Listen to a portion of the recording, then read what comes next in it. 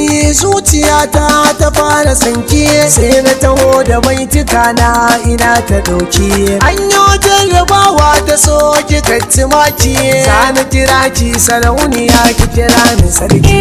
amshi dukan